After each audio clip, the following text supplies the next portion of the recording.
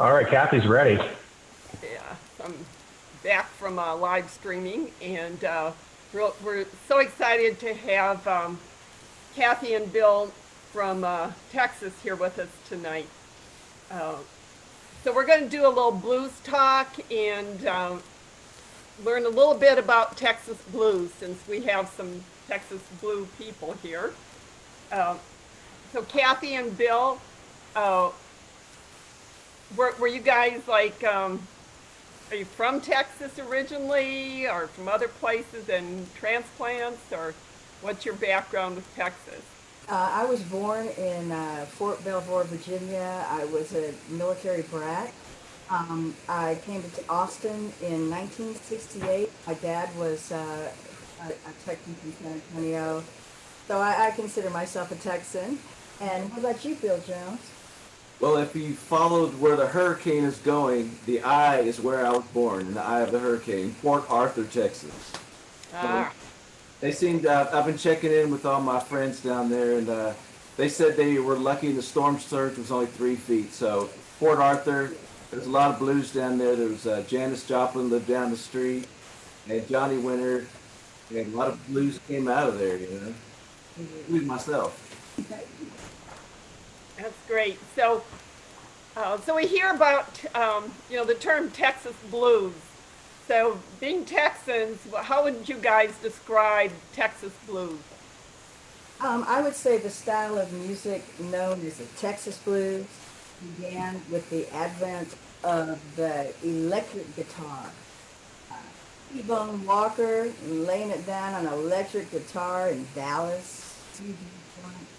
Um, Lightning Hopkins playing the electric guitar in Houston.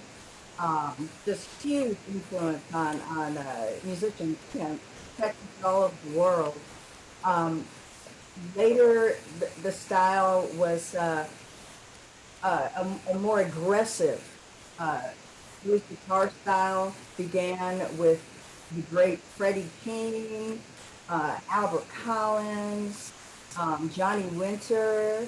There are many great blues players carrying on the style of Texas blues music today.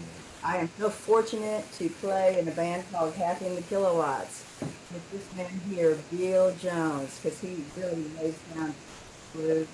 Um, Jimmy Vaughn still playing. Uh, we have a residency gig at a club here in Austin called Sea Boys Heart and Soul, and we have the pleasure of opening up for Jimmy Vaughn once a month, and for us that's just a dream come true. That's heaven. Yeah. So you mentioned a number of people who play Texas blues. Is there anybody else that you particularly think of? Yeah, yeah. Well, me personally, when I was 16, came here to Austin to a place called the Armadillo World Headquarters, which was this giant armory they turned into a club venue, and I saw Freddie King. Hmm. Freddie King was a big, major influence on me. I was 16, so I had to go out and get me a Gibson 335 and learn a bunch of all the Freddie King stuff. And fortunately, recently we recorded our newest CD, and I had the pleasure of playing with Freddie King's brother, who was playing at the time, Benny Turner. Oh yeah. Y'all know Benny, I'm sure, Yeah, through Sally Bankston. And this is our he's on our new CD, so it's come 360. I've influenced by Freddie, and now I get to play with his brother, so that was Wow. quite the thrill. yeah. Benny was so wonderful to play on four originals on Premonition of Love. It's our Nola Blue Records. Uh, Nice. And also tonight we're doing a tribute song to Freddie King. We're going to finish up with that one. It's called "The House That Freddie Built." Cool. That's great. So, Kathy, who are some of your influences? um, when I was a young kid, I the first night I ever saw live music was at the Armadillo World Headquarters. Bill and I didn't meet for 10 years, but we were at some of those same shows. And back then, Austin was really wide open. So a young teenager could go out to the club and see the music. And that first night at the Armadillo was a triple bill with Stevie Ray Vaughan, and the Night Crawlers, with Big Dole Bramhall Sr. on drums, Jimmy Vaughn and his then band, The Storm, and a band called Paul Ray and the Cobras that Stevie eventually joined that band for many, many years, and I spent many nights on the dance floor dancing to Stevie Vaughn and Denny Freeman, playing guitar with Paul Ray and the Cobras, and inspiring each other and wanting to outdo each other. It's just amazing. I would go out every chance I got to see them. Angela Straley and Lou Ann Barton when she came to Austin. We And spent a lot of time at Antone's. A lot of the time at- Antone's nightclub. you heard of Antone's nightclub, right? Clifford Antone. I have. Yeah, they brought a lot of the Chicago blues guys down come from down here. Chicago and Yeah. revitalized their career in the 70s and 80s. And we were fortunate to witness those shows. To hear the masters playing. I mean, we met so many people, Hubert Sumlin, and yeah, they would tell us that we met Muddy Waters there, that we heard about this crazy guy, Clifford Antone, down in Austin. Who's from Port Arthur? He was from Port Arthur, yeah. Bill grew up right next to his grandmother. Right. And he was bringing all these blues stars to Austin for week-long stretches. And I was at Antone's in 1975, the first night it opened with Clifton Chenier Band. And saw everybody from Fats Domino, Little Milton, Albert King, and saw Jimmy Bobby Vaughn, Kim Wilson, and Bobby Bland many times. And Jimmy Vaughn and Kim Wilson in Fabulous Thunderbirds were the house band for Antone. Saw them a lot too. Very fortunate to hit that way. Yeah. Well, I noticed on your Facebook today, Kathy, that you had a picture of Stevie Ray Vaughan.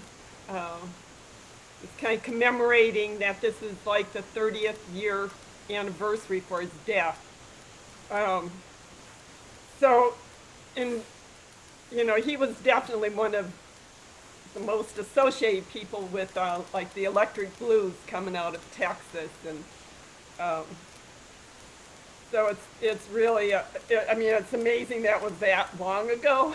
It didn't seem like 30 years had passed, but He revitalized the blues, and the blues players were very grateful. I was there the night at Antone's when Albert King was playing, and Stevie, his style was very influenced by Albert King. And he wanted to sit in with Albert King. And Albert King told Clifford Antone, no, I don't need this. And then Antone asked again, and Albert King got Stevie up on stage. And it just took him under his wing. He could tell how much, even though he was playing all of Albert's stuff, Albert embraced him because he could tell that it was coming from a place of deep respect. And they forged a lifelong relationship. If you go out on YouTube, there's a video of Albert King and Stevie Vaughn sitting on a couple of chairs playing together with a rhythm section that's on camera. I don't know if any of y'all have seen that, but it's worth looking up. yeah, I have seen those two playing together on YouTube things and stuff, and it's pretty incredible. Yeah, but I mean, it's a very, sad day to mark, and we're grateful to have Stevie in our lives. He was a dear And if I can brag on Kathy, Stevie sat in with Kathy's band before I joined the band. Yeah. Stevie was real, generous and encouraging to other musicians. He didn't have that veneer of blues cool off stage, He was just warm and a very loving person. Yeah. And it sounds like you said, it was very generous in terms of like taking in people and kind of passing on what had been done for him. Yeah, he shared anything he knew. He shared everything that he knew with my little brother David Murray, who eventually played for many years with Marshall Ball Band and Dole Bramhall Senior's band. Stevie, was so enthusiastic about everything. And I think I said, on that post, things were just always more fun and more cool when he was around. Yeah. So you all are, living in Austin, and I don't know if there's any additional thoughts about what it's like to be living there today. It's kind of like known as the world capital of music. Well, we'd like to talk more about what it used to be like today. I'm not sure if y'all are still having live gigs, but we are not. Austin is shut down and has been since mid March. Um, uh, but Austin is an amazing music town. If you haven't visited, you should see some time. Bill, say a little bit about that. Well, I'm sure a lot of you seen the Austin City Limits television show.